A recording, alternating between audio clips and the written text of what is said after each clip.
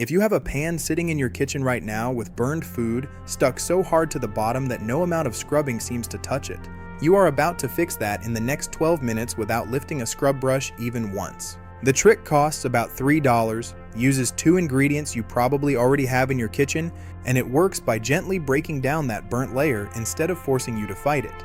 By the end of this video, you will know exactly how to bring that ruined-looking pan back to a clean, smooth surface, no matter if it is stainless steel, non-stick, or cast iron. Most people make the same mistake when they see burnt food stuck to a pan. They grab steel wool or a rough scouring pad and start scrubbing as hard as they can. This feels like the right thing to do, but it actually causes more harm than good. Hard scrubbing on stainless steel creates fine scratches that trap grease and food in the future, which means the pan gets dirty faster and stays discolored no matter how much you clean it. On non-stick pans, aggressive scrubbing destroys the coating completely, and once that coating is gone, the pan is basically ruined for good. Even cast iron, which people think is nearly indestructible, can lose its seasoning layer if you attack it with too much force. So scrubbing harder is not actually the answer. The real answer is loosening the bond between the burnt food and the metal so the mess practically lifts away on its own. That is exactly what this $3 trick does. All you need is baking soda and white vinegar, both of which are sitting in most kitchens already. And if you do not have them, a small box of baking soda and a bottle of white vinegar together cost about $3 at any grocery store. These 2 ingredients create a natural chemical reaction that works like a gentle demolition crew for burnt residue. The vinegar is a mild acid, and when it touches the carbonized food and grease stuck to your pan, it starts breaking down those bonds right away. The baking soda adds a gentle abrasive quality along with a fizzing reaction that lifts debris away from the surface without scratching it. Together, they soften even the toughest burnt layers so they practically slide off with a simple wipe. Now let us walk through exactly how to do this, step by step, so you can try it on your own pan today. The first thing you want to do is take your burned pan and place it on the stove.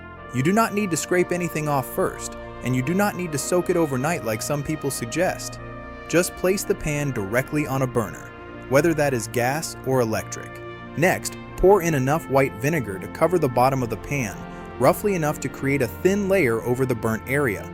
You do not need to fill the whole pan, just enough liquid to cover the damaged surface completely. Turn the burner on to medium heat and let the vinegar begin to simmer. You will notice the vinegar starting to bubble gently after a minute or 2. Let it simmer for about 2 to 3 minutes. During this time, the heat helps the vinegar penetrate into the burnt layer, softening the bond between the food residue and the metal. Once the vinegar has simmered for those few minutes, turn off the heat and carefully remove the pan from the stove. This next part is where the real magic happens, so pay close attention. Sprinkle 2 to 3 tablespoons of baking soda directly into the hot vinegar. You will see it start to fizz and foam immediately. This is a completely normal reaction, and it is actually a good sign that the mixture is working. The fizzing action helps lift the burnt particles away from the surface of the pan, almost like tiny bubbles are working underneath the residue to separate it from the metal. Let this fizzing mixture sit in the pan for about 5 minutes. During this time, you can gently swirl the pan around so the mixture reaches every burnt spot, but there is no need to scrub or scrape at this point. After the 5 minutes are up, take a soft sponge or a non-abrasive cloth and gently wipe across the surface of the pan. You should notice that the burnt food and grease come away with very little effort. In many cases, the residue will practically slide off on its own, leaving behind a clean surface underneath. If there are a few stubborn spots remaining, do not worry. Simply add a small amount of extra baking soda directly onto those spots and give them a gentle wipe with your sponge. The combination of the leftover vinegar moisture and the fresh baking soda will finish loosening whatever is left. This entire process, from start to finish, takes about 12 minutes, and most of that time is simply waiting while the mixture does the work for you. Once you have wiped away all the burnt residue, rinse the pan thoroughly with warm water. You will likely be amazed at how the surface looks underneath all that built-up grime. Many people find that pans they thought were permanently ruined actually look almost new again once the burnt layer is removed. Dry the pan with a clean towel, and you are finished. Now, this basic method works wonderfully for stainless steel pans, but let us talk about a few adjustments for other types of cookware, since not every pan should be treated exactly the same way. If you are working with a non-stick pan, you want to be a little more gentle with the process. Non-stick coatings are more delicate than stainless steel. So instead of letting the vinegar simmer directly on the stove for a full 2 to 3 minutes, reduce that time to about 1 minute on low heat instead of medium. This still gives the vinegar enough time to soften the burnt residue without putting unnecessary stress on the coating. When you add the baking soda, use a slightly smaller amount, about 1 to 2 tablespoons instead of 3, and always wipe with a very soft sponge or even a soft cloth rather than anything textured.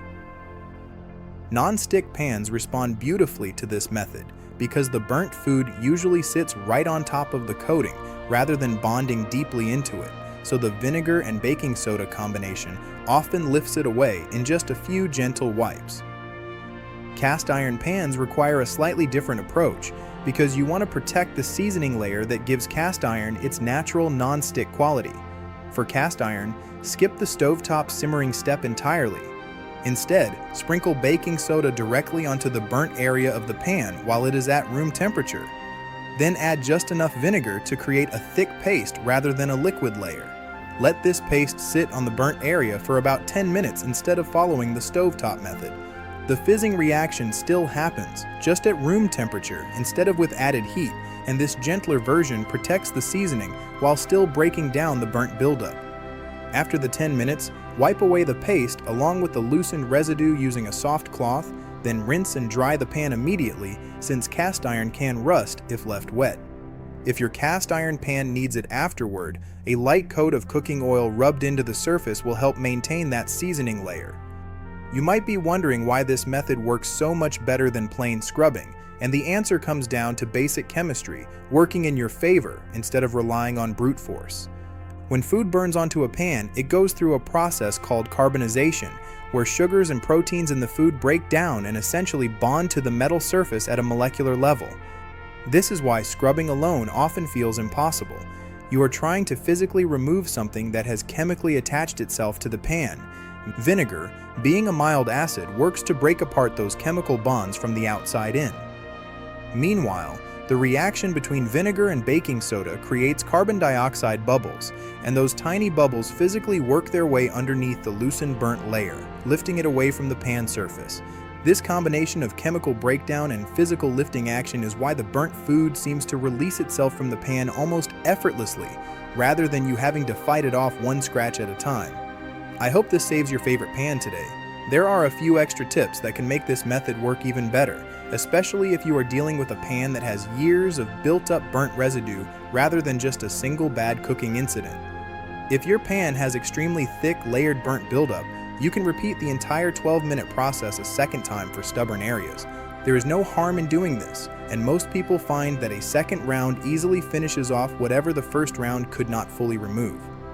You can also add a tablespoon of dish soap to the vinegar before you start simmering, which helps break down greasy residue alongside the burnt food particles, giving you an even more complete clean in one pass.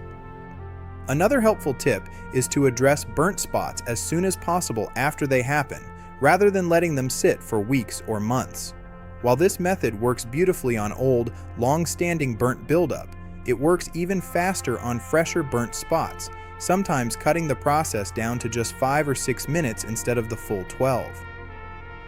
If you notice food starting to burn onto a pan while you are still cooking, you can even use a smaller version of this trick right at the stove. Simply add a splash of vinegar to the still warm pan. Once you have removed the food, let it sit for a minute, then sprinkle in a bit of baking soda before wiping clean. This kind of quick maintenance keeps burnt buildup from ever becoming a serious problem in the first place.